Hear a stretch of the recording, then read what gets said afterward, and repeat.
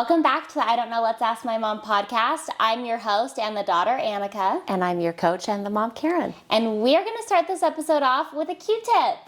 Q-tip for the day. Let's hear it. If you think having hard conversations is uncomfortable, wait and see the results of not having them. Really good. Ooh, how do you always make these fit with the stories I'm going to tell? Oh, really? Kind of, yeah. That's a really good one. You have to have the hard conversations. Yep, because... Or it's just going to be... Yeah, if you're it's uncomfortable. It is uncomfortable. That's good. But the discomfort that comes from not having them is way worse. Yeah, that's so good. You have to have hard conversations in life. You're not going to agree with everyone on everything, no matter what. That's really, really good. Okay, let's hop into the story I have for you today. Okay.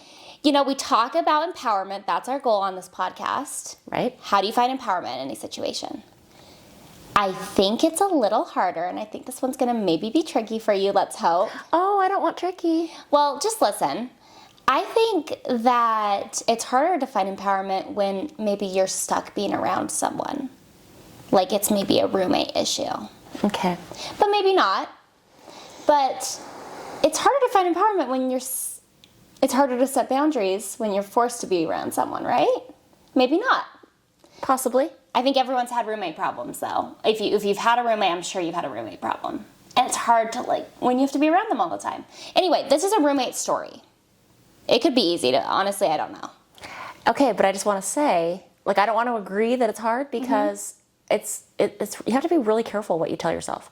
Yeah. If this is really hard, then your brain will be like, okay, I'm going to show you how hard it is. Mm-hmm. So, yeah, if we can't control other people, we can't control what they do, we might not even be able to control how much we're around them because we live there, but you always can control how you think and how you act and how you react to things. Yeah.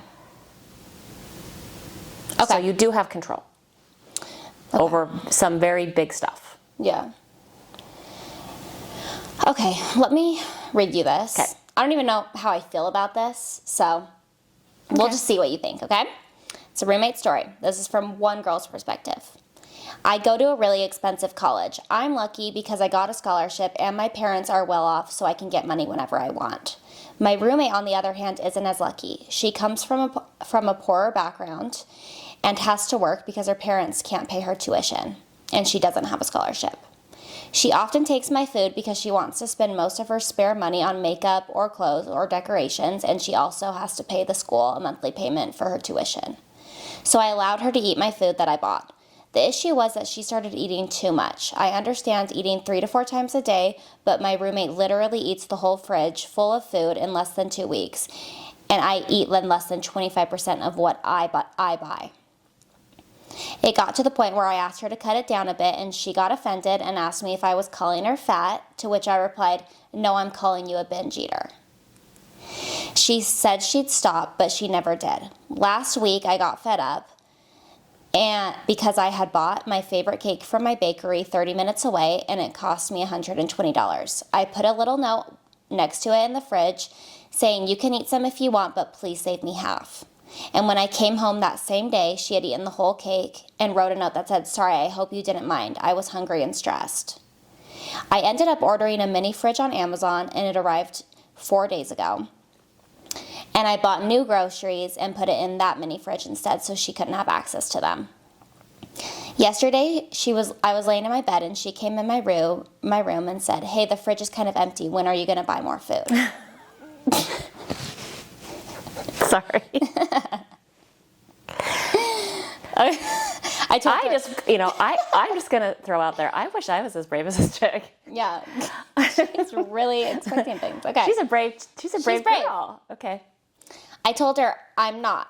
And then she got mad at me and told me that. This sounds like me with my children. Why is the fridge not full, Karen? I'm not going to the store. I'm sorry. Okay, keep going. Okay. She told me that I know her situation and she should be a real friend and buy food for her. Then she saw the mini fridge and started losing it. I don't even really remember what she said, but now her friends are texting me and asking why I decided to stop buying food for her when that was the agreement. I'm not sure what to do, and I don't know if I'm in the wrong.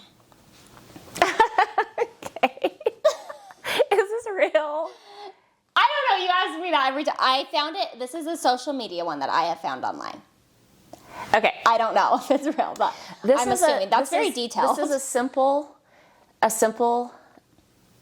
issue of somebody was very nice and somebody took advantage. Mm-hmm.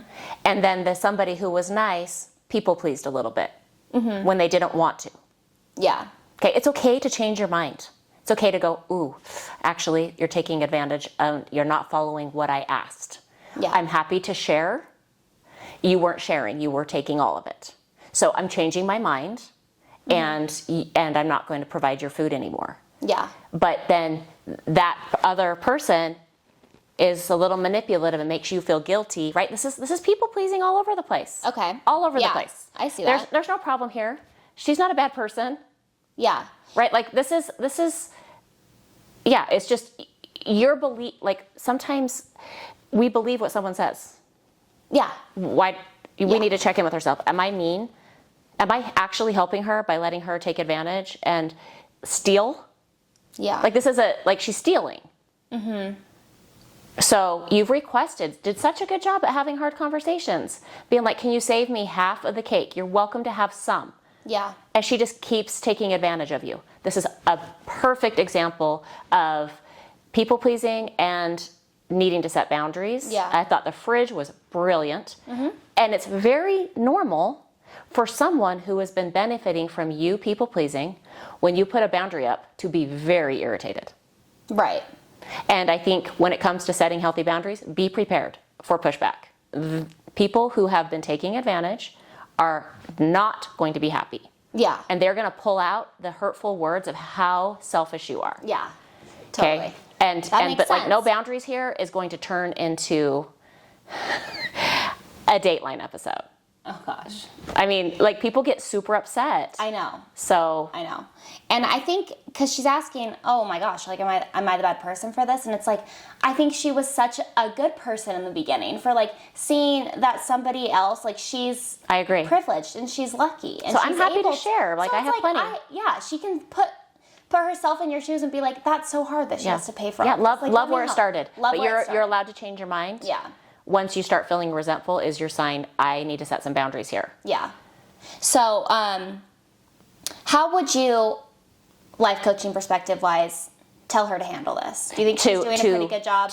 Well, I think like where we would go is like you need to work on your thoughts about your boundaries. Okay. Okay, because you're feeling like a really mean person, so you're not going to hold the boundary. Yeah.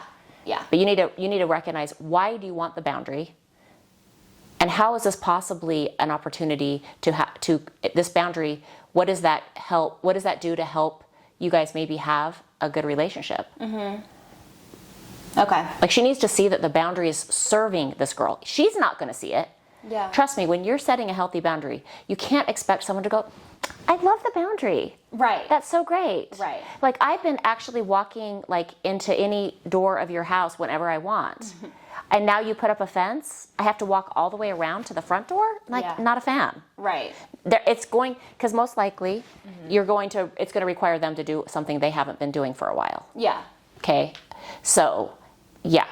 I think it's just kind of like, I would just go, yeah, this is totally normal. You're not going to get someone to, no one's going to be happy that you're putting the food in your room with a mini fridge. Right. Like, you just changed her life significantly. Because she's been stealing from you. Yeah. So it doesn't make you a bad person that someone's having a negative emotion. Yeah. I really like how in the end it's talking about how she's this roommate's having her other roommate's friends reach out now.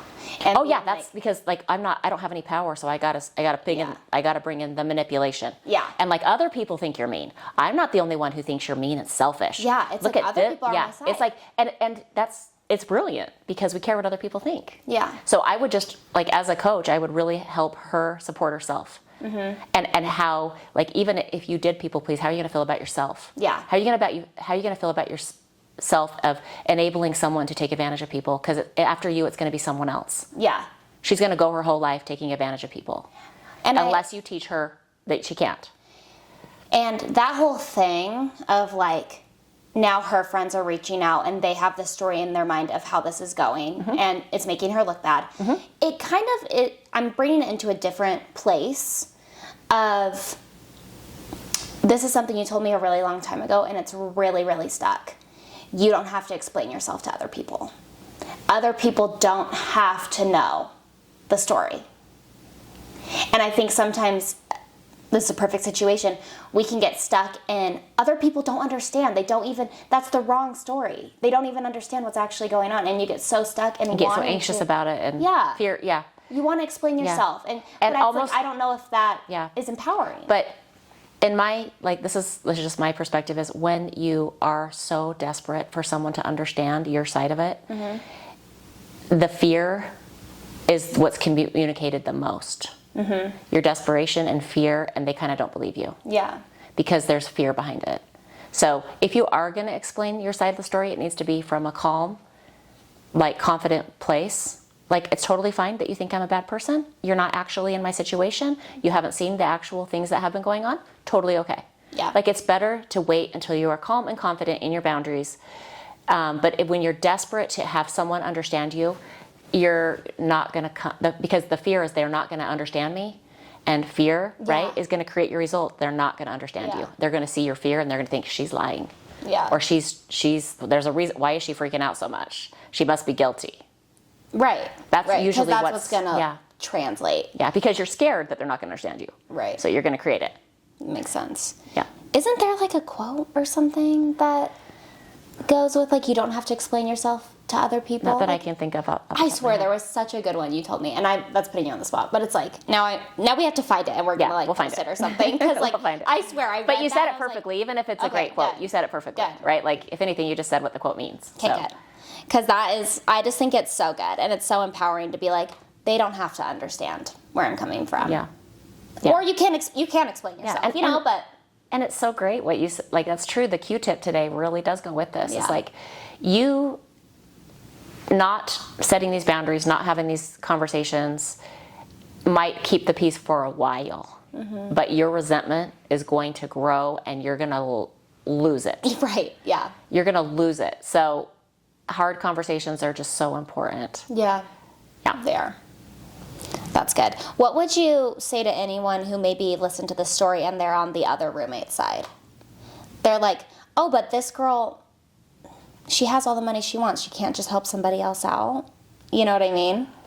I just wonder if anyone would listen to it and think that way. I just think be willing to be wrong and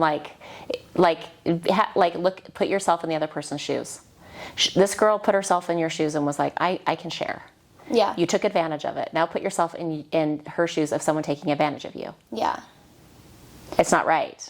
It's not right. If you can't afford something, you don't get to do it. Mm-hmm. And she's not your mom. You don't want somebody to have to. She made choices. She made choices to go to the school and to be in the situation that she is. That's right? True. And there's consequences, and it's not a roommate or anyone else's job to make you comfortable with your consequences of the choices you made. Yeah, that's very true. And not even just to teach her a lesson or beat me. It's empower yourself. Yeah. Right? Enabling and letting her take advantage of you is not empowering her. Mm-hmm. Right? That's not being a good person. Yeah. To enable someone. Right? I agree. Yeah, that's a good way to put it, because I was just I wonder if anyone will think the other way. Yeah, you have to be careful too. When people are upset and pushing back against your boundary, you got to be really careful to be mindful of not believing everything they say. Because I could just see how someone you're selfish, and she's am I? You got to really have your own back and recognize process everything. I mean, maybe even go to someone and talk to someone, help me work through this. Am I sometimes you have to just check in with someone. Yeah. Definitely. Yeah. That's really good. Her mom, this would be a great example. Call your mom. Yeah. Just get some outside advice. Your mom's not about paying for someone. Right. You know what I mean? That's true. No, that's really, really good. Okay, well, yeah. I really wanted to know what it's like. That's a good one. You have somebody in your life that you can't really just get rid of right away.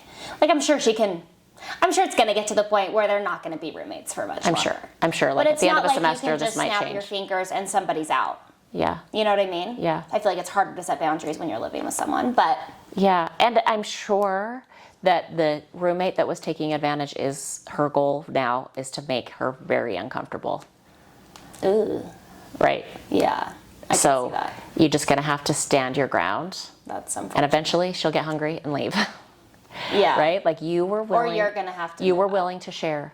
Yeah. She was not willing to share. She took all your stuff. Right. It's important, like, Yeah, to set it's boundaries. true. Yeah. That's true. That's really good. Well, thank you. Thank you for listening to this episode. You can find us on Instagram or TikTok at IDK Let's Ask My Mom. You can find Karen at KarenEdwards.coaching on Instagram. And if you're here with us on YouTube, subscribe, sign up for notifications so you know when we post a new episode. We love you guys. And don't forget to Mother your mind.